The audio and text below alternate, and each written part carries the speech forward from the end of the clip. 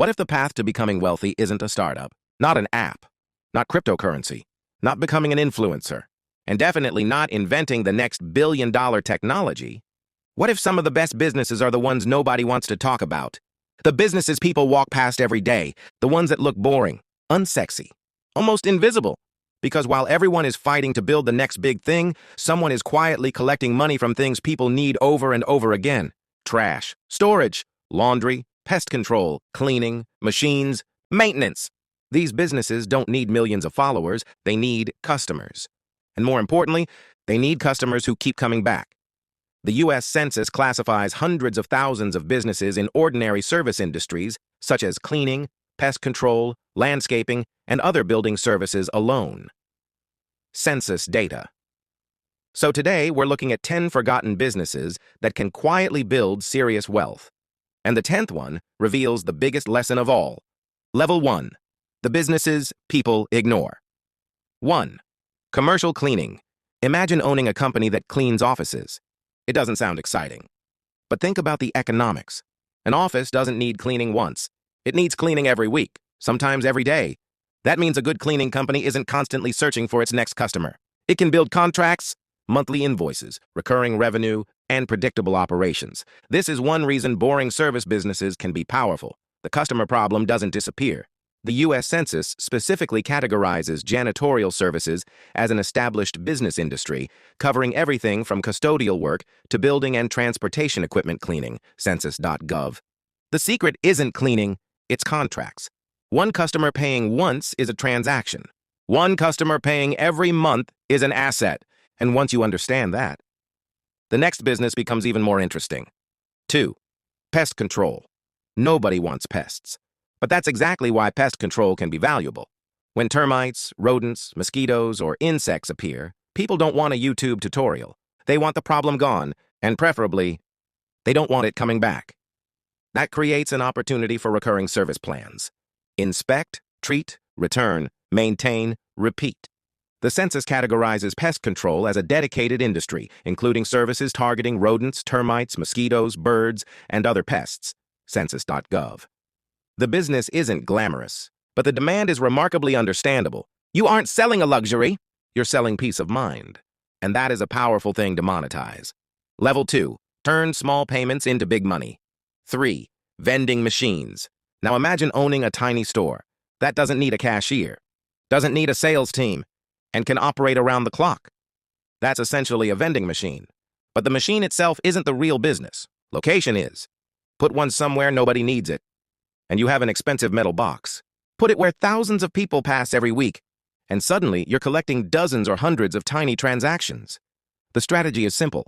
Find traffic, find demand, control the location, restock efficiently, then repeat. One machine might not change your life, but 10 machines can create a route. 50 can create a business, and hundreds can become an operation. This reveals a critical wealth principle. You don't always need one huge income stream. Sometimes you need dozens of small ones that repeat. 4. Laundromats. Laundry is one of the strangest businesses in capitalism because customers don't really want the product. They want clean clothes, and they'll keep needing them. That means the demand doesn't depend on whether the latest social media trend is popular. People simply have laundry, again, and again, and again. A laundromat combines equipment, location, and repeat customers. The machines do much of the physical work. The customer pays. The machine runs. Then another customer arrives. The business becomes even more interesting when owners add card payments, better machines, vending, wash and fold services, or pickup and delivery. But there's a deeper lesson here. The wealthy often look for assets that repeatedly produce cash flow, not just assets that look impressive. Level 3. Own the problem. 5. Waste and junk removal. Here's a business most people don't dream about. Trash. But consider this. Every household produces waste. Every restaurant produces waste. Every construction site produces waste. Every business produces waste. And somebody has to remove it. The U.S. Census classifies waste management as a major business sector covering collection, treatment, disposal, recycling, remediation, and related services, census.gov. The opportunity becomes particularly interesting at the local level. You don't need to own a national waste empire. You can start with a truck, serve a specific area, build relationships, improve routes, add equipment, hire drivers, acquire competitors, and gradually turn a simple service into an infrastructure business. The secret? You're not really selling trash removal. You're selling convenience. People pay surprisingly well to make annoying problems disappear, and that leads to another forgotten business. 6. Property management. Here's a fascinating wealth strategy. You don't necessarily need to own hundreds of properties. To make money from hundreds of properties, you can manage them. Landlords need someone to collect rent, coordinate repairs, handle tenants, inspect properties, manage maintenance, and deal with problems. That creates a business built around other people's assets. And this is one of the most important distinctions in wealth creation. You can make money by owning an asset, or you can make money by operating the system around that asset. Property management can potentially scale by the number of properties under management rather than the number of properties the company itself owns. More doors, more management fees, more operations, more revenue. It's not flashy, but that's the point. Level 4, the hidden power of physical assets. 7. Self-storage. Imagine owning hundreds of small rooms. But your customers don't sleep in them. They fill them with stuff. Furniture, boxes, business inventory, old possessions, things they aren't ready to throw away. Self-storage is essentially a business built around one human weakness. We accumulate things faster than we eliminate them. Customers pay monthly. They often become reluctant to move because moving everything is inconvenient. And technology can automate access, billing, security, and customer management. That can make the operating model relatively simple compared with many traditional businesses. But there's a catch. Self-storage usually requires substantial capital: land, construction, acquisition, maintenance. So this isn't necessarily a beginner business. It's an example of a bigger principle. Cash flow plus assets can become wealth. The business produces income, the property can hold value, and over time, the owner can potentially benefit from both. 8. Automated car washes. Now look at a car wash. At first, it looks like a simple service. But modern automated car washes can turn a physical location into a repeat revenue machine. A customer arrives. The system does the work. The customer leaves. Then another arrives. But the real opportunity isn't necessarily the individual wash. It's the membership. Imagine hundreds of customers paying every month for unlimited washes. Now the business has something investors love: predictability. The customer doesn't make a new purchasing decision every time. The payment can repeat, the service can repeat, the location can repeat. And once you understand this, you begin to see why boring businesses attract serious buyers. Level 5, the forgotten wealth formula. 9. HVAC and essential maintenance. Your air conditioner doesn't care about the economy. Your plumbing doesn't care about interest rates. Your electrical system doesn't care about your stock portfolio. When something breaks, someone has to fix it. That makes essential maintenance businesses incredibly interesting. HVAC, plumbing, electrical, roofing, appliance repair. These aren't businesses people buy because they're exciting. They buy because something went wrong. And emergencies create urgency.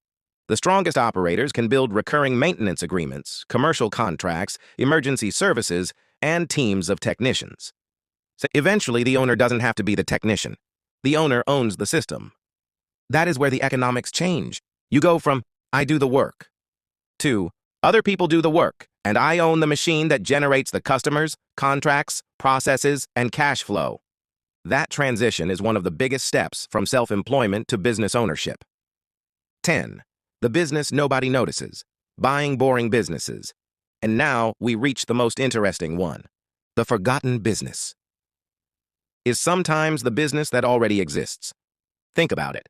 Every year, thousands of business owners reach retirement age. Some have spent decades building companies. They have customers, employees, equipment, contracts, phone numbers, reputation, cash flow, but eventually, they want out. This creates a strange opportunity. You don't always have to invent a business. You can buy one, then improve it, modernize the payment system, and improve marketing, raise prices intelligently, cut unnecessary expenses, improve customer service, add technology, hire better managers, acquire another competitor, and repeat. This strategy is sometimes called buy and build. Instead of starting with 0 customers, you start with an existing machine. The key is due diligence.